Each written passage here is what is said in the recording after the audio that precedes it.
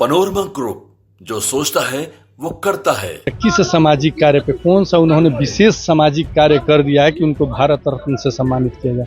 भाई जनता ने जब उनको चुना था और आज अगर जनता माननीय मुख्यमंत्री जी को चुन रही है तो बिहार के विकास की नहीं चुन रही है। तो सबसे बड़ा चीज़ एक चीज़ आप बताइए, आप भी इसी सदन में रिपोर्टिंग करते हैं, कभी आपने माननीय मुख्यमंत्री जी के चेहरे पे किसी तरह का शिकन या उनके स्वास्थ्य से कोई शिकायत देखा है? नहीं देखा होगा, आपने बिल्कुल नहीं देखा होगा। तो ये राजद वाले जो है ना, इनके पास कोई काम धाम बचा नहीं है। तो वही चीज़ हो गया कि खिसियानी बिल्ली खामा नोचे, काम आपके पास कुछ है नहीं। आप बिल्कुल बेरोजगार बैठे हुए हैं, तो बेरोजगार बैठे हैं तो कुछ ना कुछ भाई उल जुलूल तो बयान देते रहेंगे। वही इनका ये हो गया है, मानसिक संतुलन अपना खो चुके हैं ये लोग, उल जुलूल बयान देते हैं। हमारे साथ रिंकू सिंह वक्फ बोर्ड बिल को लेकर कल सड़कों पर, आज सदन में विपक्ष का हंगामा जारी है और यह कहा जा रहा है कि नीतीश कुमार स्टैंड क्लियर नहीं कर रहे हैं, अचेत अवस्था में। अब पता नहीं राजद वाले सठिया गए हैं कि क्या हुआ है, समझ में ही नहीं आ रहा है। वक्फ बोर्ड पे कौन सा स्टैंड वो क्लियर चाहते हैं? माननीय मुख्यमंत्री जी हमेशा अल्पसंख्यक समाज के लिए कार्य किए हैं और वो करते रहेंगे। तो ये जो राजद वालों का है कि भाई क्लियर कर, मुझे नहीं लगता है कि ये उनका बेतुका बयान है और अपने को लाइमलाइट में लाने के लिए, अपने को जनता के बीच में साबित करने के लिए, भाई हम मुस्लिमों के बहुत बड़े हितैषी हैं, इस तरह का वो अलग बयान दे रहे हैं। मुझे नहीं लगता इस बयान में उनके कोई दम है। वाकई में जेडीयू का स्टैंड क्या है, आप बता दीजिए।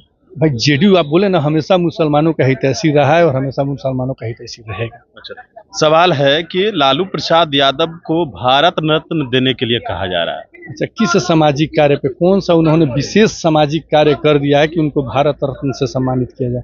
भाई जनता ने जब उनको चुना था और आज अगर जनता माननीय मुख्यमंत्री जी को चुन रही है तो बिहार के विकास की नहीं चुन रही है। तो अगर वो बिहार का विकास कर रहे हैं तो अब उसमें कौन सा भारत रत्न, और कौन सा उस समय जब वो थे तो बिहार का वो विकास ही किए थे। उन्होंने तो बिहार को, मुझे लगता है कि 20 साल पीछे ढकेलने का काम किया था। बिहार जो 90 का बिहार था वो मुझे लगता है 70 के बिहार में चला गया था।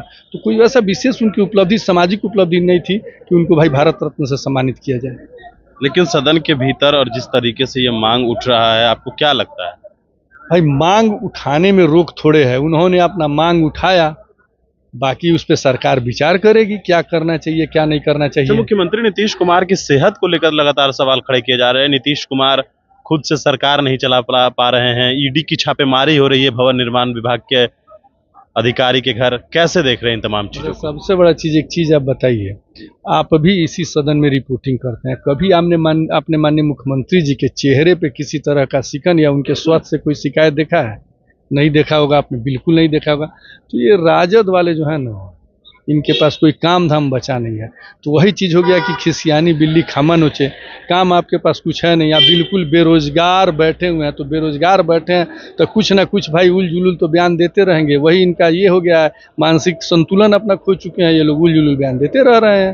लेकिन जो सवाल है कि ईडी की छापेमारी हो रही है अधिकारी के घर, कह रहे हैं मंत्रियों के यहाँ छापामारी होगा तो करोड़ों और निकलेगा। सबसे बड़ा चीज़ आप जानते हैं, माननीय मुख्यमंत्री जी जो हैं भ्रष्टाचारियों को बर्दाश्त नहीं करते हैं। तो अगर कोई भ्रष्टाचारी है, अगर हमारी सरकार द्वारा का उनको संरक्षण दिया जाएगा तब ना आप कुछ कहेंगे। संरक्षण का तो यहाँ पे सवाल ही नहीं है। भाई वो दोषी हैं तो जेल में जाएंगे, सलाखों के पीछे जाएंगे। तो इसीलिए ये सब कहना कि भाई सरकार बचा रही है, सरकार उनको ये कर रही है, ये सब बिल्कुल बेतुका बयान है। चलिए, बिल्कुल। तो हमारे साथ जेडीयू के विधायक रिंकू सिंह थे। बड़ी इंफॉर्मेशन के साथ नमस्कार।